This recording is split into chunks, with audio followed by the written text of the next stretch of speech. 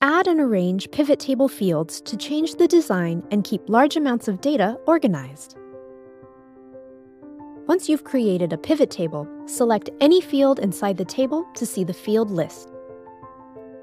Select the checkbox for the field you want to add, and select the box again to remove it. Want to organize data into new columns? Select the field and drag it to columns. To focus on specific data in your report, add it to a top row by selecting the field under Rows and dragging it to Filters. Now choose from the drop-down to display only the data you want and select OK.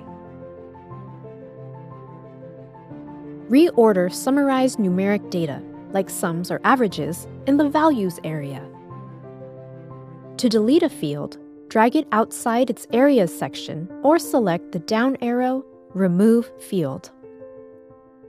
You can change how sections are displayed in the field list by selecting the Tools button.